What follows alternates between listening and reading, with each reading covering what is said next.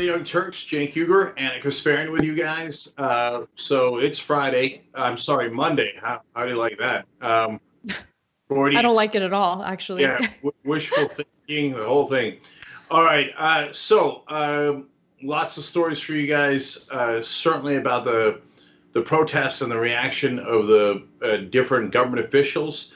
Most of them negative, but some positive. We want to ask you guys an important question about how we should fight back. So that's a little bit later in the show as well. Trump's disastrous poll numbers. I mean, it's so bad that it does beg the question of, is it recoverable or not? Let's cross our fingers. Lots to get to, and as always, I'll start by pointing out, of course, we're doing our fundraising to make sure we can press on and we're healthy and sustainable. TYT.com/go. You guys have been wonderful over the weekend. Wanted to point that out. And with that having been said, Anna, let's take it away. All right. Well, I wanted to start off with an update to a story we did last week. Lots of updates to it, actually. So the two Buffalo, New York police officers seen pushing an elderly man, a 75-year-old activist named Martin Gugino, to the ground, have been arrested and charged with second-degree assault. To give you some more details, the officers, Aaron Torgalski and Robert McCabe, were charged with second-degree assault during their video arraignments on Saturday and were released on their own recognizance and are expected back in court on July 20th. Now, I just want to remind everyone of how horrific that scene was. It was a difficult story to cover, a difficult video to watch, but I think it's important for everyone to remember just how obscene and vicious and violent the treatment of Gugino was in this case. Again, this video is graphic, but take a look and then I'll give you more details on this update.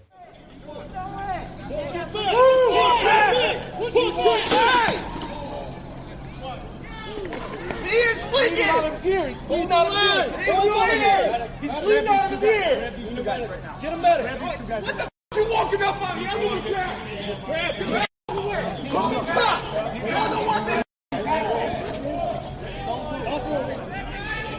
Back up. Back up. Get off the steps. Let's go. Get back. Get back. Better get an ambulance for him. We have EMT on scene. So the cops in this case, Cenk, as you know, claim that he had slipped and he fell. I'm wondering if that's the defense that they're planning on using in this second degree assault case. But what I found interesting about this story was the defensive nature demonstrated by the county district attorney. He gave a press conference to detail these charges, and it seemed like he needed to justify the charges. So let's take a quick look at that video and we'll discuss. Thursday night, we had two of our police officers cross the line. We had two of our police officers who were charged and arrested this morning and arraigned in front of Judge Hanna this morning on assault in the second degree. And this particular assault charge in the second degree is a felony. I'm not choosing sides. I'm prosecuting 39 protesters. There's no sides here that I'm choosing. I'm not on anyone's side. I'm on this country's side. That's whose side I'm on. I'm on justice's side. And all I'm doing is my job. It's perfect. It's black and white in the letter of the law. It says right there, anyone who's a victim 65 years or older and the perpetrator is 10 years younger, it's a felony. I can't disregard that. I can't turn a blind eye to that and say, oh, you know what? I'm not going to do that. I don't want to jam these guys up. It's a felony. I can't do that. I got to do my job. There's a law on the books. I have to follow the law.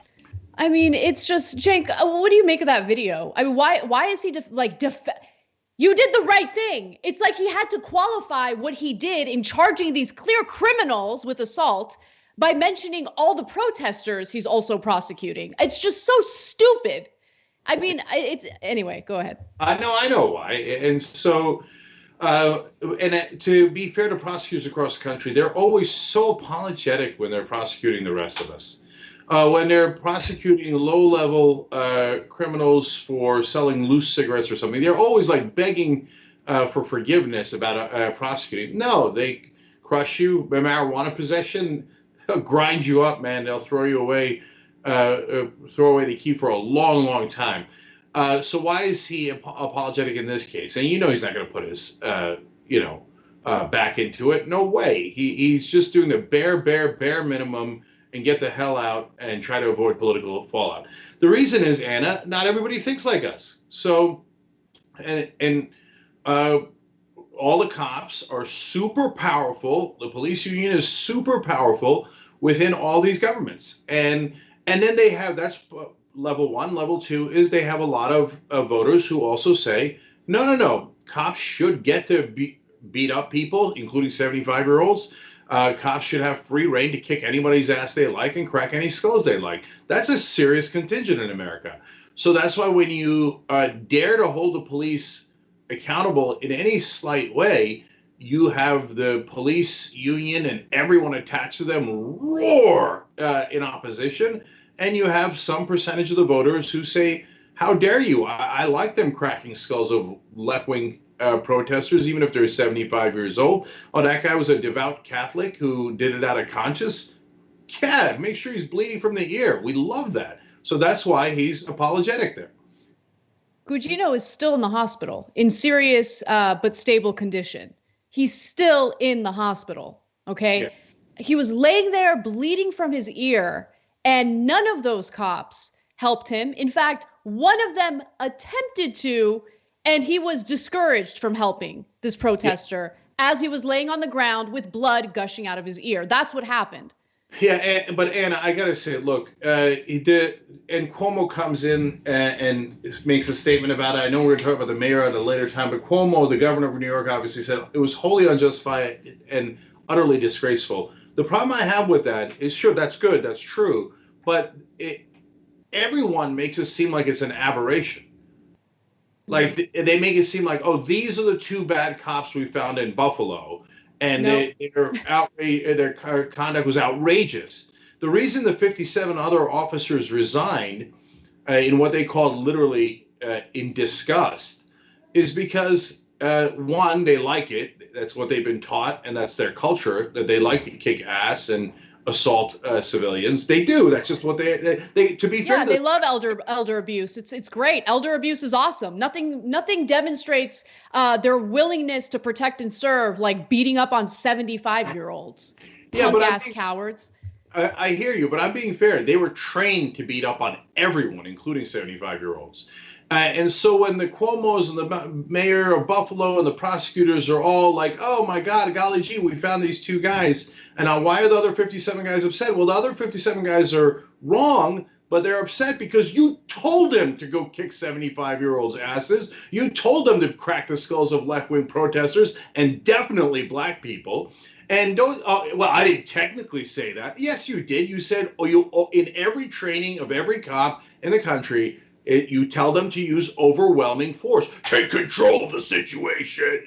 Don't let anyone question your authority. You tell me, any cop in the country, put aside how the voice that I did it in, you tell me they don't train you on that? Total lie. No one would. I don't even know if anybody would be outrageous enough to lie like that. So, hey, I got an idea. Cuomo, mayor of Buffalo, prosecutors, and the whole damn movement. Don't talk to me about bad apples when you told them to do that. You told them to use overwhelming force. Don't pretend that you're indignant when they actually do. So I agree with you in that the training is a problem, but I also think that, I don't want to emphasize training as the main problem when you see this type of behavior, because I think it takes a certain type of person to be comfortable doing what we saw in that video, right? Like if I decide to be a cop and I get trained to treat an elderly person that way, I'm at least the type of person to understand that that's wrong, and I'm not going to do it. But these people, it's like they're giddy at the opportunity to do it. It's like they enjoy it, right? And then you have those 57 cops who resigned from that unit. No, show us how much solidarity you feel. Quit the police department. Step down entirely, right? You step down from that special unit. That doesn't mean anything. That doesn't mean anything. You want to show us how much you support elder abuse? Go ahead and step down entirely. Don't be a cop anymore. Don't be a cop. And by the way, the mentality isn't just shared among police in this department.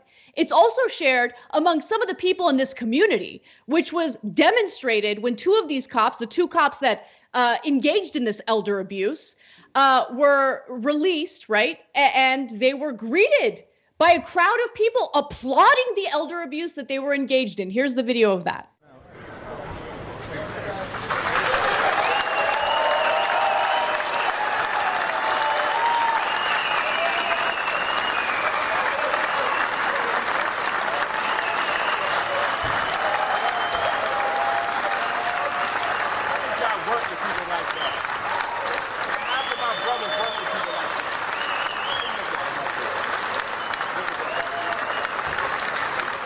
See a lot of elderly white people in that crowd. Love to see how they would feel about being shoved to the ground the way that Gugino was in that video. So disgusting to see that. That video is proof positive.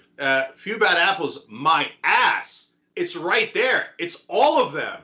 Look at them. They're all applauding. They're applauding the two guys who cracked the skull of a 75-year-old and let him bleed out on the pavement. They showed up to applaud them.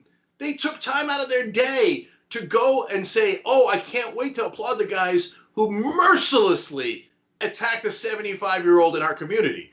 So that's the barrel right there. That video you just saw there is the barrel, and it's all bad. Look, Anna, we do have a slight disagreement about this, and I've had this disagreement with Jimmy Dore for as long as I can remember.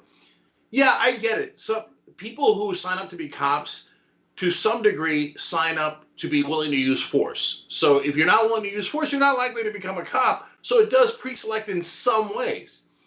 But training and culture is so overwhelmingly important. If once the whole group tells you that something is good, everyone you have to be extraordinarily strong to say, no, I think that your morality is wrong and I'm not going to do that.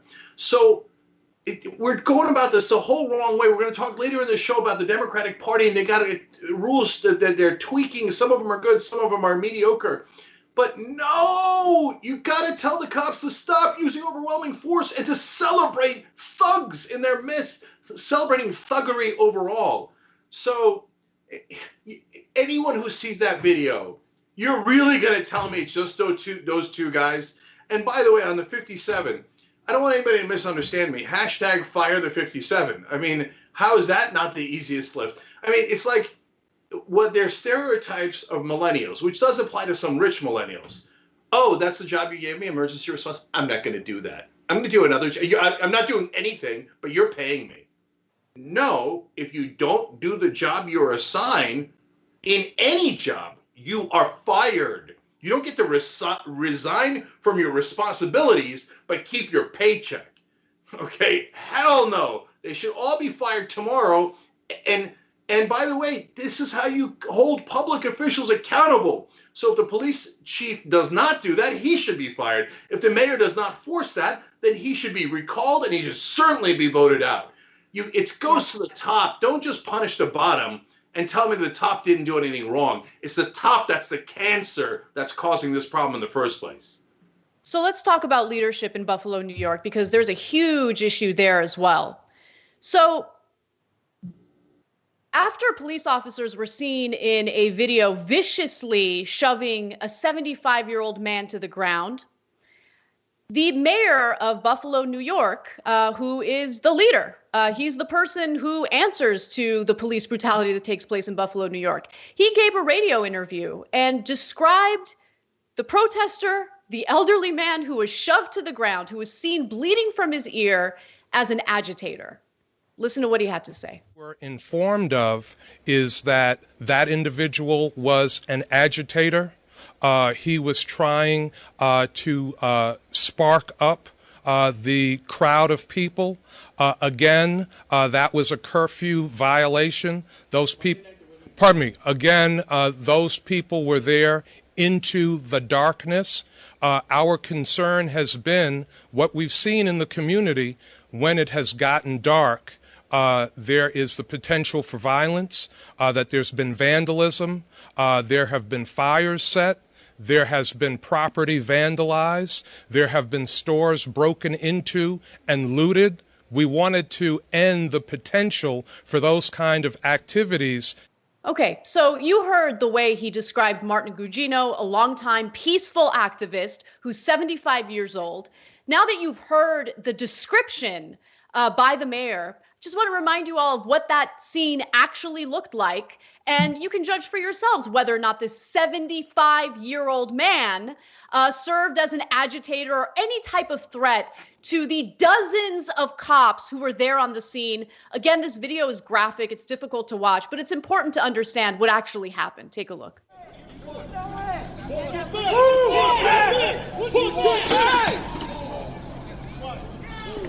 He is bleeding! He's out of fear! He's bleeding out of fear! He's bleeding out of fear! Get him medic! What the f*** you walking up on me? I'm gonna grab you!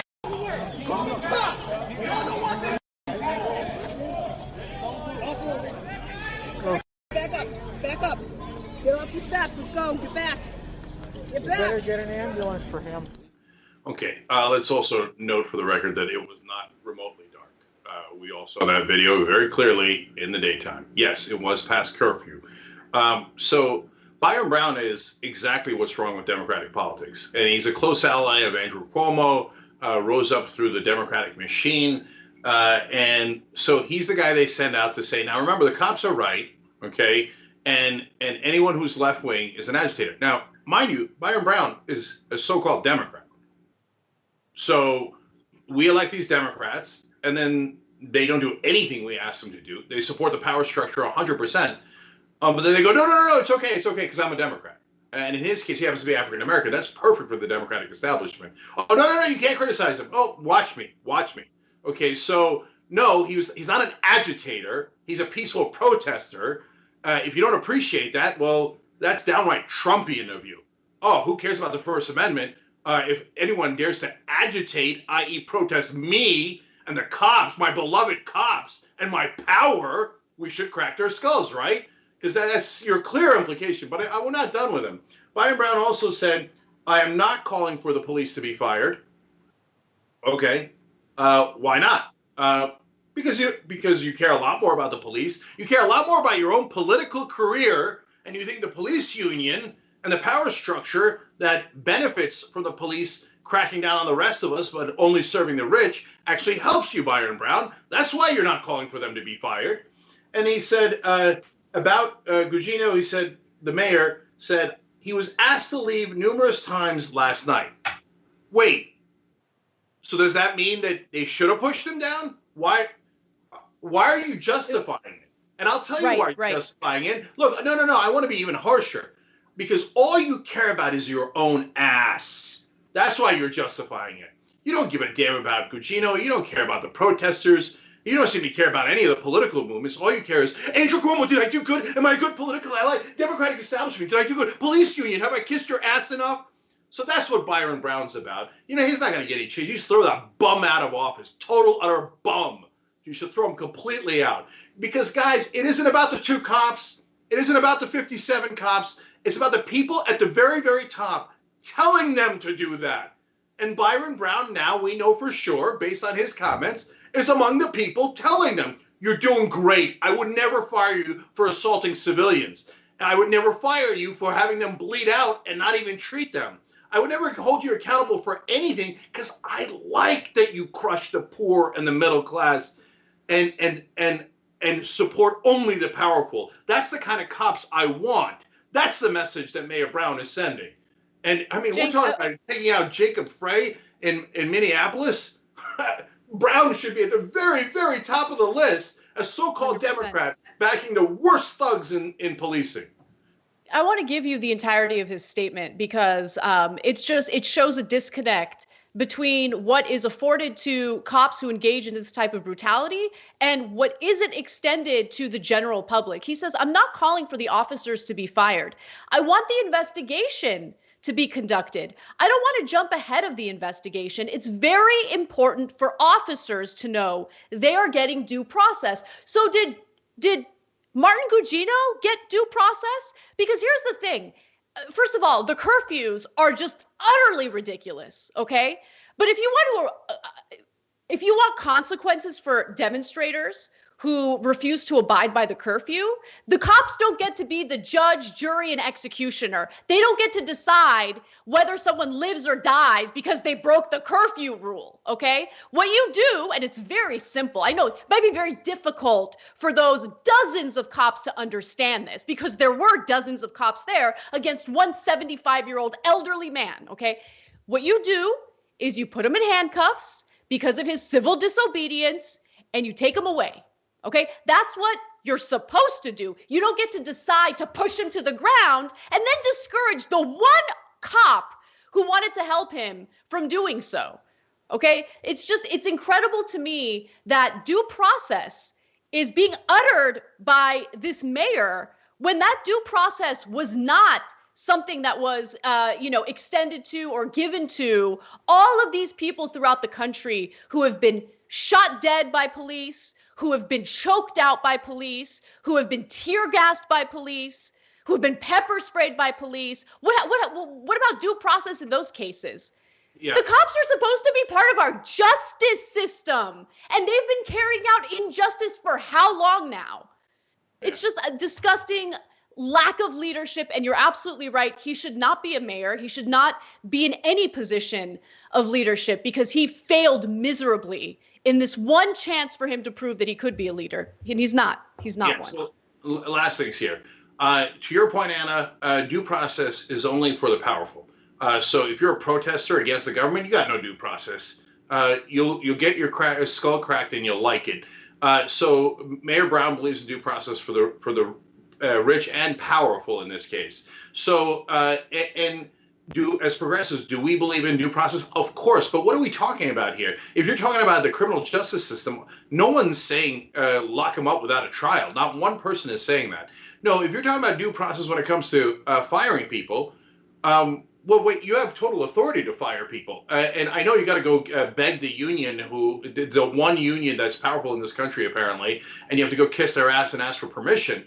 But if anyone else did that on the job, they'd be fired immediately. Can you imagine if somebody else pushed a 75-year-old, cracked their skull, and walked over them at any other job? They would immediately be fired. But more importantly, I think there are 57 officers who said, I will actively refuse to do my job, and you should pay me my salary anyway. Okay, well, you have due process. You report to work to the job you were given. Otherwise, you turn in your badge and guns, and you're fired. That's due process. But you don't want to do that. You're not doing any of that. Instead, all you're doing is protecting the cops because you think that helps you politically. Well, the good people of Buffalo should send a message that doesn't help you politically. They should fire you so that the next person understands, hey, maybe I should represent the actual civilians and citizens of Buffalo rather than just the powerful. When we come back from the break, we'll talk about some of the more positive developments from these protests, including Minneapolis taking action when it comes to their local police. We'll be right back. We need to talk about a relatively new show called the Republic, or UNFTR. As a Young Turks fan, you already know that the government, the media, and corporations are constantly peddling lies that serve the interests of the rich and powerful. But now there's a podcast dedicated to unraveling those lies, debunking the conventional wisdom. In each episode of On the Republic, or UNFTR, the host delves into a different historical episode or topic that's generally misunderstood or purposely obfuscated by the so-called powers that be, featuring in-depth research, razor-sharp commentary, and just the right amount of vulgarity. The UNFTR podcast takes a sledgehammer to what you thought you knew about some of the nation's most sacred historical cows. But don't just take my word for it. The New York Times described UNFTR as consistently compelling and educational, aiming to challenge conventional wisdom and upend the historical narratives that were taught in school. For as the great philosopher Yoda once put it, you must unlearn what you have learned. And that's true whether you're in Jedi training or you're uprooting and exposing all the propaganda and disinformation you've been fed over the course of your lifetime. So search for UNFDR in your podcast app today and get ready to get informed, angered, and entertained all at the same time.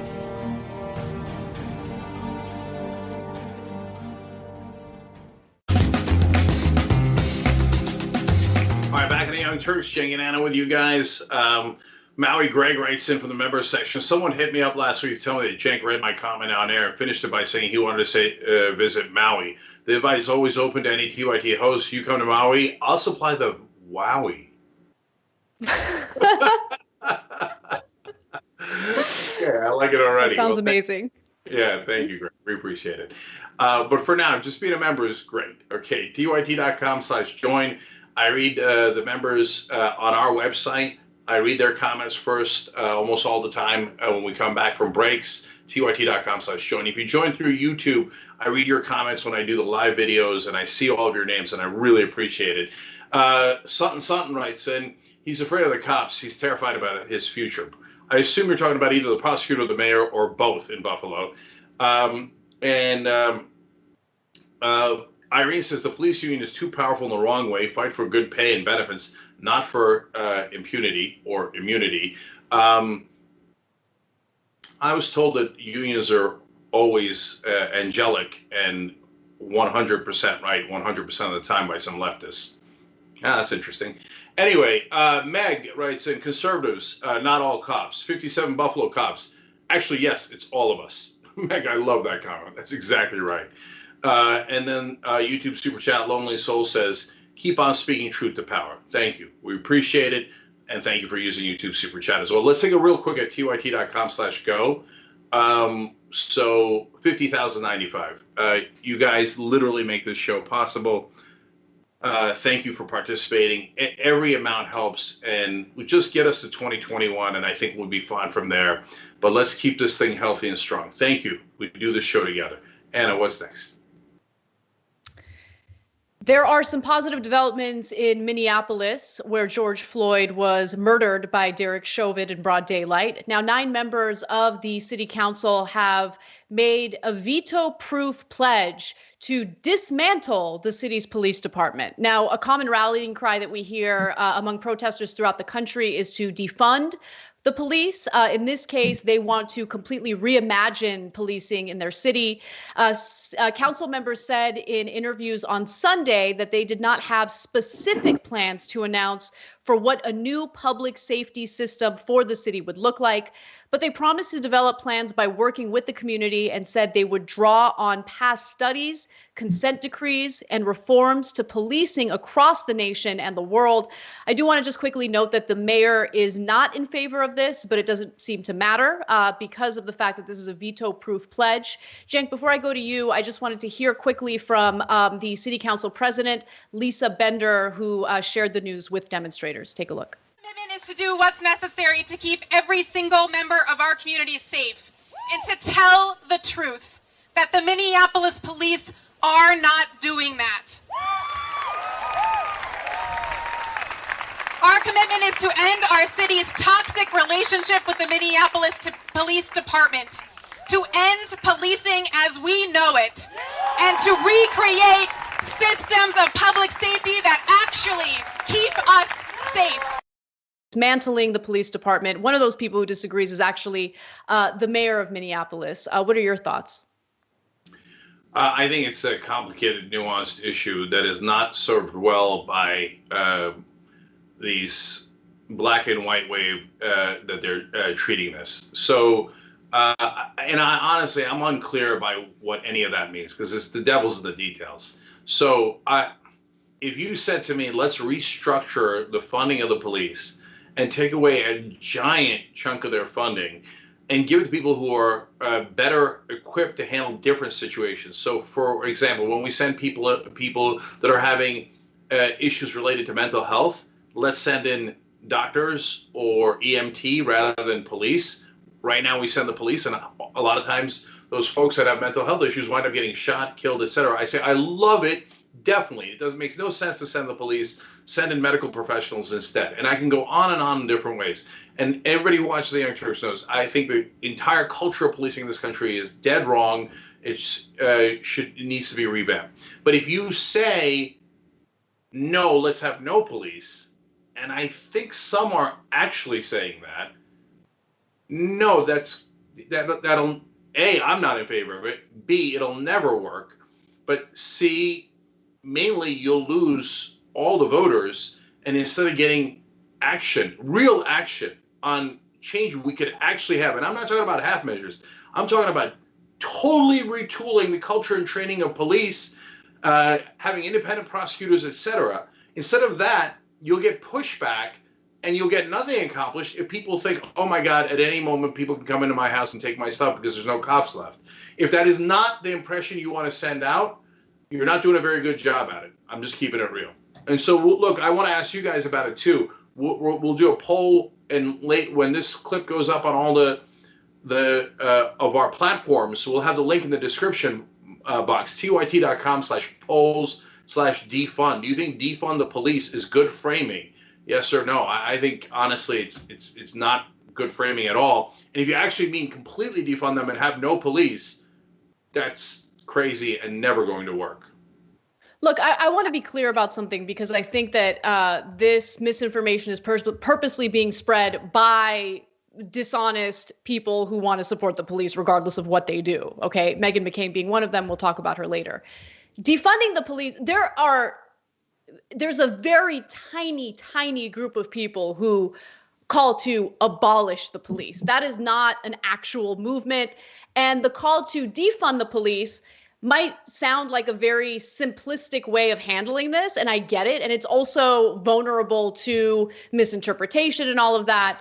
But when you consider the fact that defunding the police would just simply take some of the funding that the police departments have been given throughout the years and divert some of that funding to actual social services that are supposed to be handling certain issues within the community, then it makes a lot of sense. So for instance, cops are asked to do all sorts of things that they're just not experts in carrying out.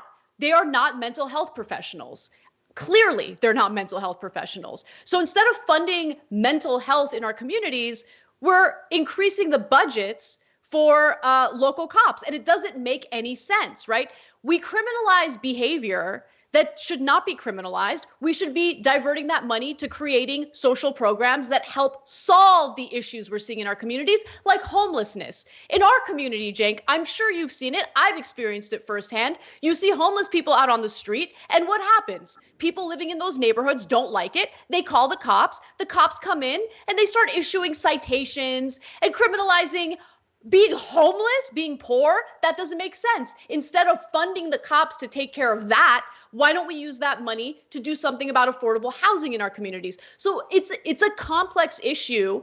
I get that the rallying cry comes across as overly simplistic, but my issue is, for all the naysayers, they're going to have an issue with whatever the rallying cry is. They have no interest in if the rallying cry was simply reform the police, you don't think that conservatives would still have some sort of problem with it? Of course they would. And this is a complex issue that you're trying to get the message across for. So what should the message be? What would be the accurate message that would not be purposely misinterpreted by dishonest actors? Look, Anna, there's a couple of things there. First of all, yes, I agree with you. The right wing, and including centrist Democrats, including Joe Biden, would push back on any message. But we don't have to make it easy for them. And that's what we're doing when we say defund the police. It'll immediately gut check folks that are regular voters and not knee deep in activist politics. Immediately go, what do you mean? Does that mean I'm going to be unsafe and there's not going to be no cops? I'm out. Look, I'll guarantee it to you right here. I'm curious. The reason I want to do the polls is because I want to get a sense of what you guys think. You're progressive, and your opinion doesn't always match mine, obviously, right? And Anna and I often disagree. But every political instinct I have says that this will poll disastrously. Now, why does that matter? because if you don't win elections, you can't actually get the goddamn change. So if we want to feel good about chanting things at a protest, great, chant defund the police.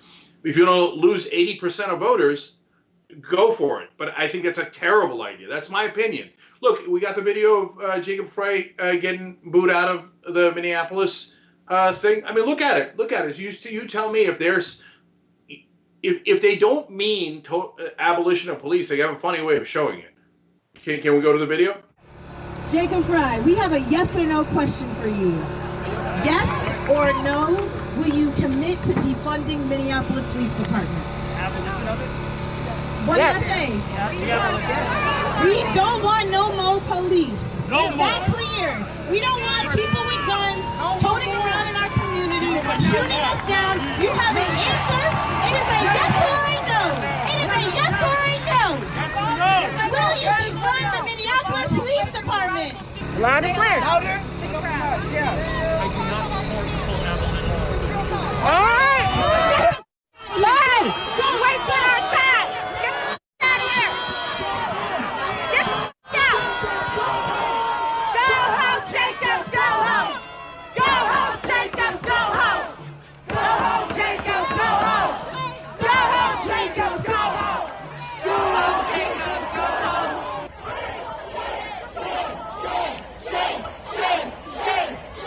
Shame. I'll tell you right now, that video is an absolute disaster. You want to win elections so we can get change, so we can actually change the police, so we can defund a third, 50%, 2/3, depending on the context of the police to get it to the right agencies that should be working with people, including the homeless. You got to win elections. If you tell people we're going to totally abolish police, you'll never win another election in the entire country. I don't care if it's in the most Vermont area in the world, in the country. You won't win an election. That's crazy. That is the most damaging video I've ever seen for the progressive movement. Those people do not speak for the majority of progressives.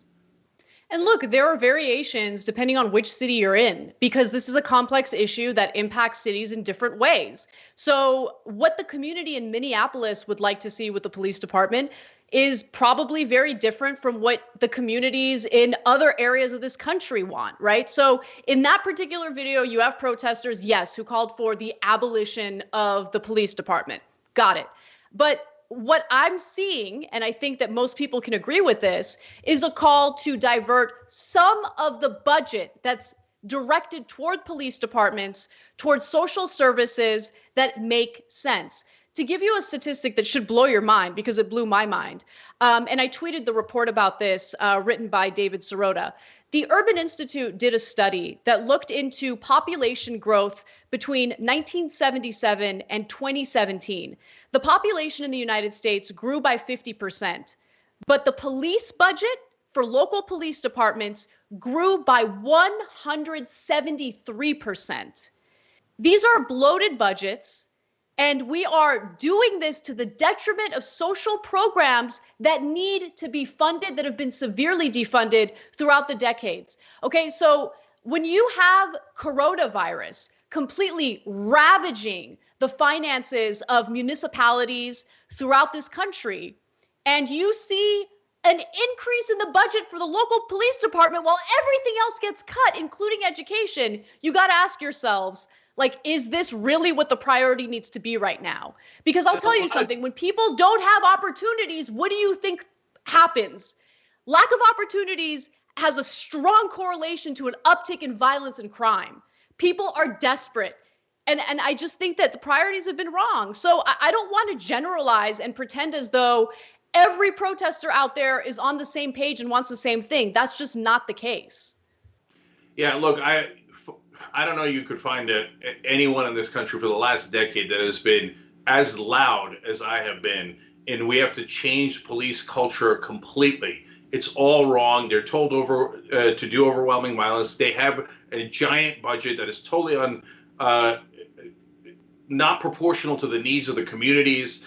But if you go and tell any community in Minneapolis, any race, any income group, it doesn't matter. Should we abolish police altogether? They're going to say no, and they're going to say no in overwhelming numbers. So those 20 activists there that are chanting against the mayor. They do not represent any so-called community other than hard left progressive activists. And if you're in that community, I love your brothers and sisters, and maybe you're doing a great job in pushing the Overton window, and that's why some people might vote that, hey, it is good framing because it pushes the conversation so far in one direction. And then maybe we settle in the middle. That's an interesting strategy. But if you actually believe you're going to get Americans to abolish police, that's not, you live on a different planet, not this one. All right, when we come back from the break, I'll show you some of those dishonest actors who can't even spend a minute of their day to read a single article about what's really happening in this country. We'll show you a debate between Meghan McCain and Kamala Harris on this very issue. We'll be right back. At TYT, we frequently talk about all the ways that big tech companies are taking control of our online lives, constantly monitoring us and storing and selling our data. But that doesn't mean we have to let them. It's possible to stay anonymous online and hide your data from the prying eyes of big tech. And one of the best ways is with ExpressVPN. ExpressVPN hides your IP address, making your activity more difficult to trace and sell to advertisers. ExpressVPN also encrypts 100% of your network data to protect you from eavesdroppers and cyber criminals. And it's also easy to install. A single mouse click protects all your devices. But listen, guys, this is important. ExpressVPN is rated #1 by CNET and Wired magazine. So take back control of your life online and secure your data with a top VPN solution available, ExpressVPN. And if you go to expressvpn.com/TYT, you can get 3 extra months for free with this exclusive link just for TYT fans. That's expressvpn.com/TYT. Check it out today. All right, back on Young Turks, Cenk and Anna with you guys. I want to thank our progressive sponsor, aspiration.com/TYT. Go sign up. You keep your money there and you use that for your debit card especially. It helps the environment. We plant 10 trees for signups. We plant more trees if people use the debit card and check off the right box if you're interested in rounding up.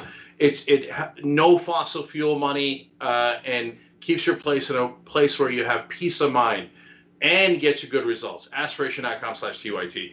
I'm going to read more comments in the post game today because they're so good. TYT.com/join to become a member. But I'm going to read just one here. Mickey C says lawsuits should come out of police pensions or the union. Hitting them in the pocket may get their attention. Taxpayers shouldn't have to pay for their criminality. That's such a great point. That is why it'll never be done. Because that is the thing. Like if the cops had to pay for the actual lawsuits from the violence that they do, they wouldn't even do their jobs. They just sit at home. They would never ever hit anyone again.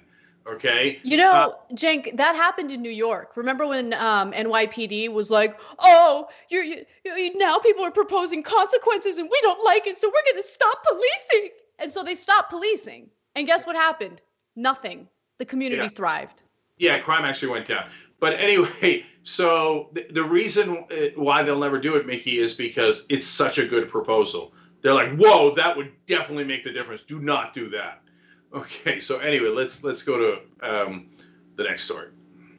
All right.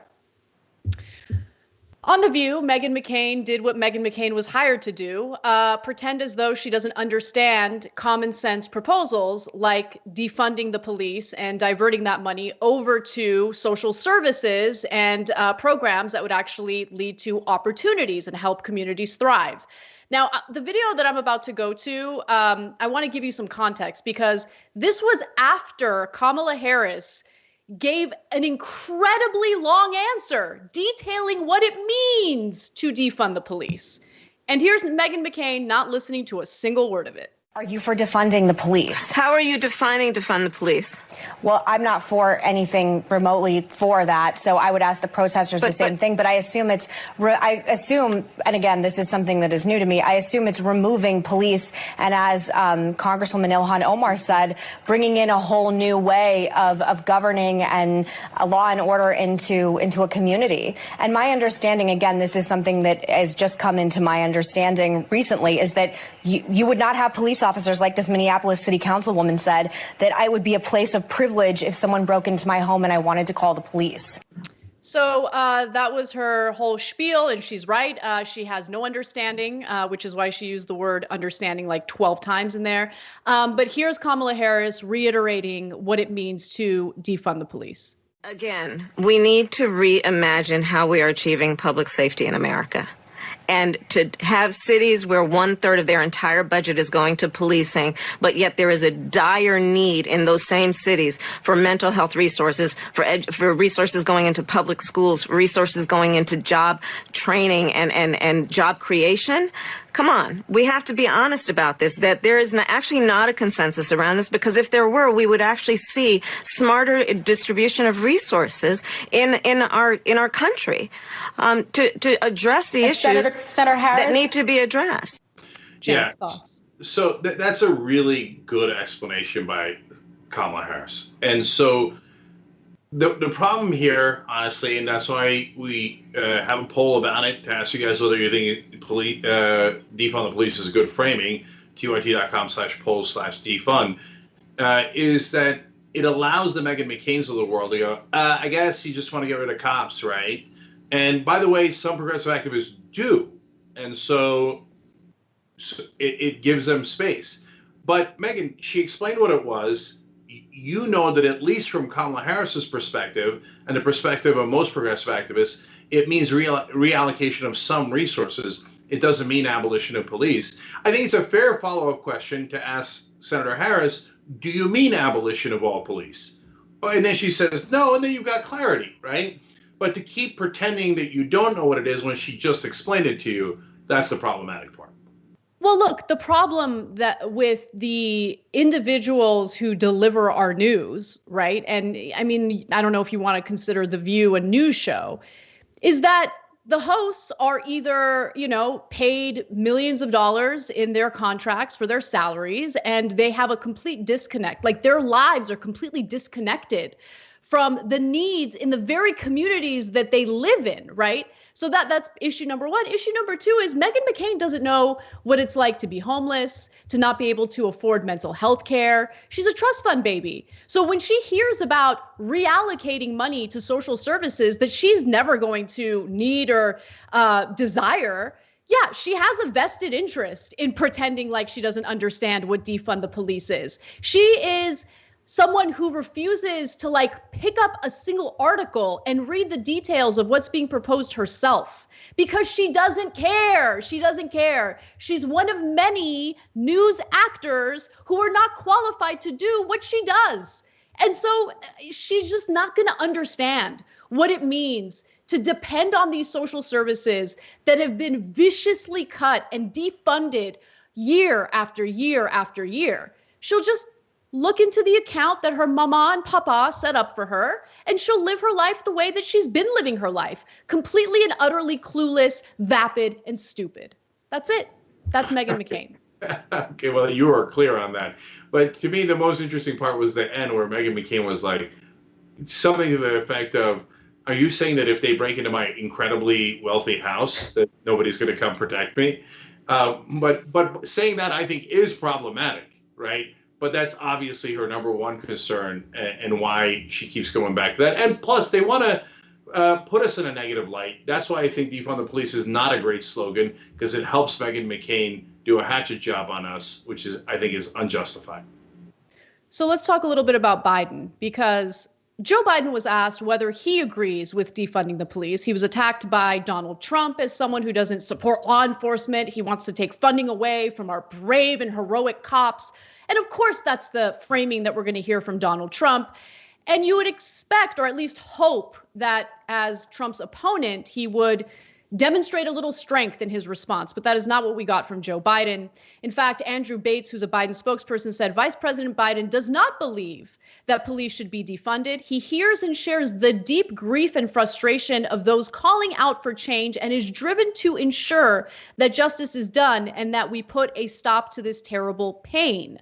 Now, Biden backs advocates' calls to increase spending on social programs separate from local police budgets, but he also wants more funding for police reforms, such as body cameras and training on community policing approaches. In fact, he's proposed $300 million in additional funding for local police departments in order to retrain them and help them with some of these reforms. See, this is why I'm against the slogan of defund the police, because it lets Biden off the hook completely. When people hear that Joe Biden does not want to defund the police, he'll probably get more popular. But if you look at his actual proposals, they're crap. They're terrible on this. Listen to this. Okay, so Anna read you some. But also funding for public schools, summer programs, mental health, substance abuse treatment separate from funding for police. Now, you might say, hey, those are all good things. Yes, but those are all things we already have. And Biden is saying, well, let's increase the funding a little bit for them. This reads like nothing will fundamentally change. He talks about community policing programs. We were trying that under Clinton. So, this is just tired retreads, diversifying police departments. We were supposed to do that 70 years ago. Additional funding for body-worn cameras. We already have that. This is absolutely drivel. It's nothing. It's Biden saying, hell no, I am not part of this movement. I am not progressive, and I will not touch the culture of policing in this country. And if you see his track record on that, it makes sense. He's very right-wing on policing, and he did the 94 crime bill, which was help the cops get militarized and be atrocious, overwhelming force body that they are today. So, yeah, Biden's a disaster. This is a terrible, terrible proposal that does nothing. Yeah, does nothing. And by the way, I forgot to mention the $300 million that he's proposing would also go toward hiring more police. More police to do community policing.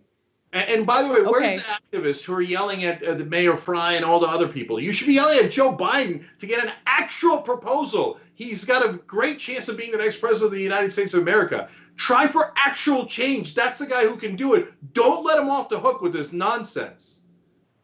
All right. Postgame is next. TYT.com/join. We'll see you soon. Thanks for listening to the full episode of the Young Turks. Support our work, listen ad-free, access members-only bonus content, and more by subscribing to Apple Podcasts at apple.co/TYT. I'm your host, Cenk, and I'll see you soon.